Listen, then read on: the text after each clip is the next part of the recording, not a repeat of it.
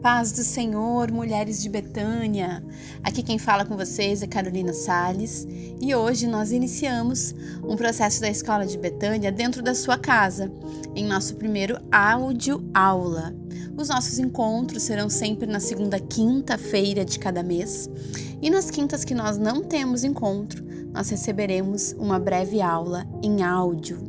Eu te sugiro que você separe um caderno especial para a Escola de Betânia, para que você faça anotações daquilo que Deus esteja falando ao teu coração. A ministração da palavra, eu costumo dizer que é como flechas, e algumas dessas flechas elas vêm de encontro ao nosso coração. Por isso, anotar e continuar meditando é um passo muito importante dentro do crescimento espiritual. Nós vamos iniciar agora uma série de áudios com o tema Vícios da Alma Feminina. E hoje, o primeiro assunto, trata-se de um assunto que acontece muito conosco, mulheres. Um dos vícios da alma feminina é o vício em agradar. E essa é uma questão tão importante que o apóstolo Paulo registrou em Gálatas 1:10, dizendo assim: acaso busco eu agora a aprovação dos homens ou a de Deus? Ou estou tentando agradar os homens? Se eu ainda estivesse procurando agradar a homens, não seria servo de Jesus Cristo. Paulo toca exatamente nesse assunto, no vício de agradar, numa certa compulsão por agradar as pessoas, e muitas vezes ficar preso na aprovação dos outros ou no que as pessoas estão pensando ao nosso respeito. Aquela mulher que tem a dificuldade, por exemplo, de frustrar alguém, tem dificuldade de dizer não, tem dificuldade de se priorizar em muitos momentos. Aquela mulher que faz tudo pelos outros. E quando a nossa vida ainda está atrelada com esse vício de agradar o outro, acaba que existem alguns pensamentos muito automáticos na nossa cabeça, como por exemplo, devo sempre fazer o que os outros esperam e querem de mim. Outro pensamento de quem tem o vício em agradar pode ser: eu devo cuidar e ajudar a todos que estão ao meu redor, nem que para isso eu precise me sacrificar. O problema desses pensamentos e dessas construções internas é que elas vão se tornando um fardo muito pesado. E de certa forma, a gente nem permite que Deus haja, que Deus trate, que Deus realize aquilo que Ele quer realizar. Pois que parece que a gente tem que ir lá e tem a missão de salvar aquela pessoa ou de resolver aquele problema. Sempre essa é a nossa função dentro dos nossos relacionamentos. O mesmo Paulo que escreveu esse trecho da palavra, dizendo que não precisava da aprovação dos homens, mas da aprovação de Deus, foi ele mesmo que era refém em agradar as pessoas, com o seu extremo zelo, e acabou, inclusive, não conseguindo enxergar quando o Salvador havia chegado nesse mundo. Conhecendo a história de Paulo, ele passou por muitos anos buscando aprovação do sistema religioso, aprovação dos seus mestres, e a busca por aprovação é, sim, um vício muito presente na alma feminina. Isso faz com que muitas vezes você acabe se moldando ao olhar das pessoas e às expectativas que as pessoas têm sobre você.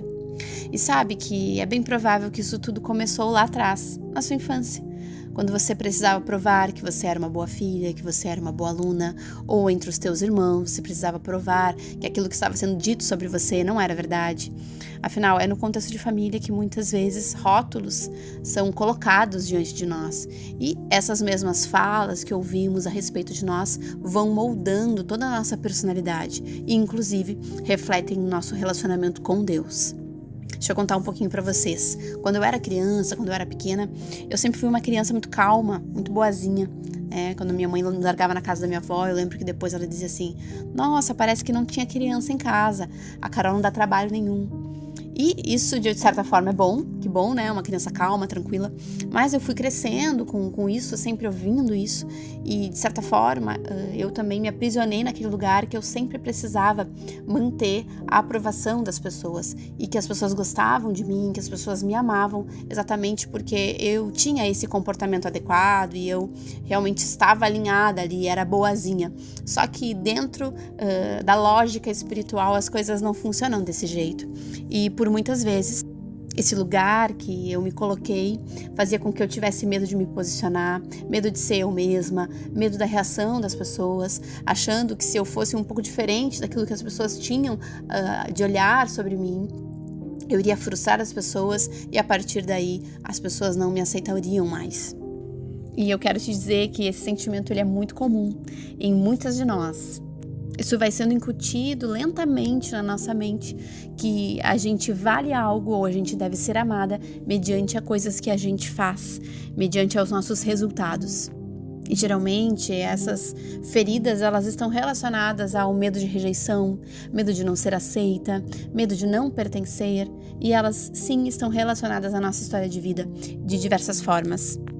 E nesses casos, acabamos ficando reféns da aceitação externa e temos aí uma necessidade compulsiva em agradar, em ser amada.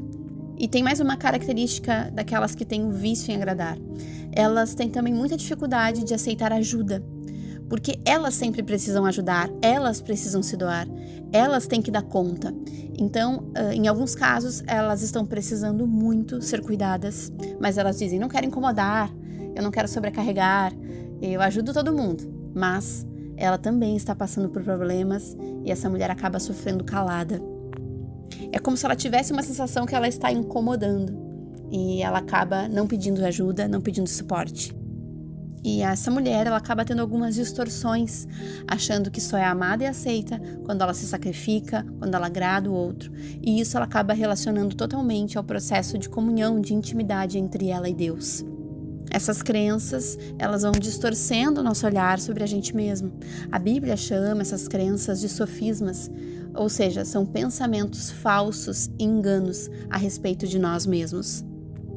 Uma mulher que ela carrega esse vício em agradar e essa necessidade de realmente estar agradando as pessoas e suprindo as expectativas das pessoas, quando ela recebe uma crítica, uma pequena crítica, isso a derruba, isso a abala de uma forma grotesca, porque ela não está preparada para ver o outro apontando algo sobre ela, afinal ela não tem direito de errar, ela não tem direito de se expor. Sabe que na minha vida isso por muito tempo ficou escondido na minha timidez. Eu fui uma criança tímida e depois, conforme fui crescendo, continuei sendo muito tímida. E às vezes a gente confunde, inclusive a Bíblia diz, ai dos tímidos, não herdarão o reino dos céus. O que a Bíblia quer dizer com isso? Porque quando a gente tem um processo de timidez, afinal, a gente está tímido e com medo, na verdade, da reação dos outros ao nosso respeito.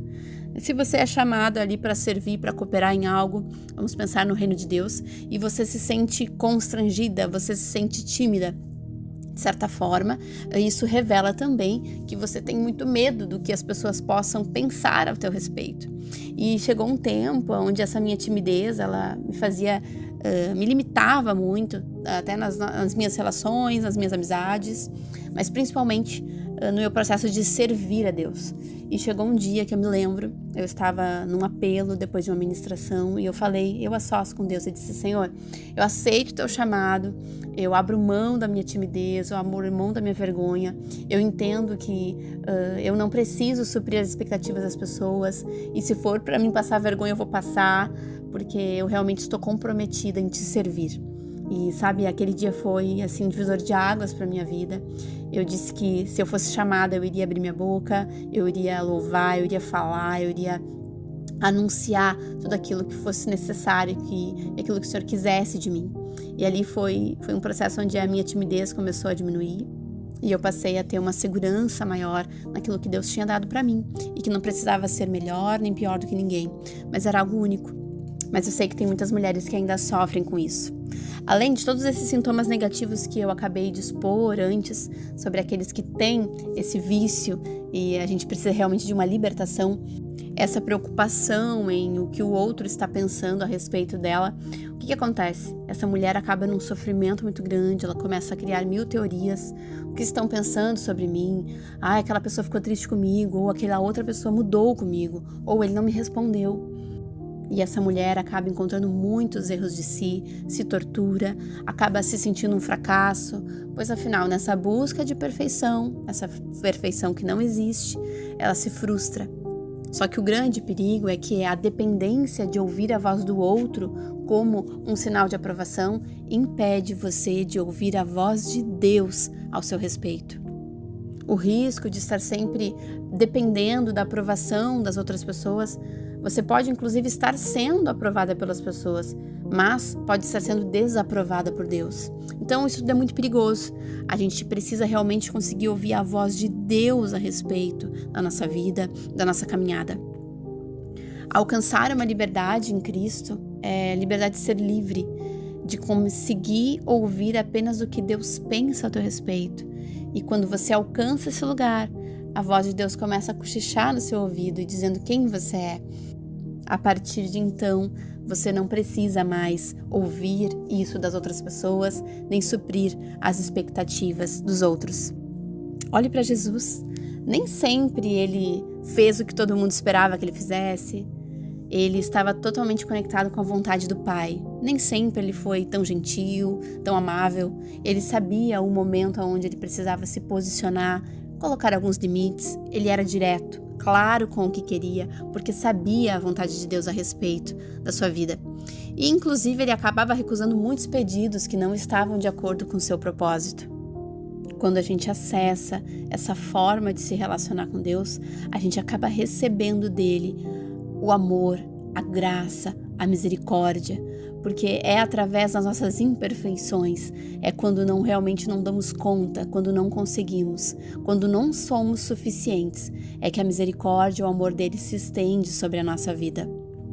Quem sabe, mulher, aí seja um ponto que ainda Deus precisa trabalhar no teu coração para que você consiga alcançar novos níveis espirituais. Então, ainda hoje eu quero te convidar para que você consiga calar as vozes de todas as impressões que as pessoas têm sobre você, de todas as expectativas que foram lançadas sobre você, quem sabe desde a sua infância, e que continuam ecoando e limitando o agir de Deus na tua vida. Não foque mais em agradar as pessoas, mas coloque o seu foco nos seus passos que devem estar agradando a Deus. E isso sim vai construir a trajetória de propósito da sua vida. Amém. E essa audioaula está chegando no final e eu te convido a concluir esse momento de Escola de Betânia também acessando um breve exercício que foi disponibilizado no grupo e também estará na descrição desse vídeo, onde você é levada aí a fazer algumas reflexões sobre esse assunto e também é convidada a tirar um tempo de oração sobre isso. Ali nós temos uma oração que pode te guiar no início, mas logo depois que você ler os trechos que podem ser como sugestão, eu também te convido a seguir em oração, fluindo na sua espontaneidade com Deus. Que Deus te abençoe, mulher de Betânia, e nos encontramos na próxima quinta-feira, dia 8 de dezembro, no nosso encontro presencial.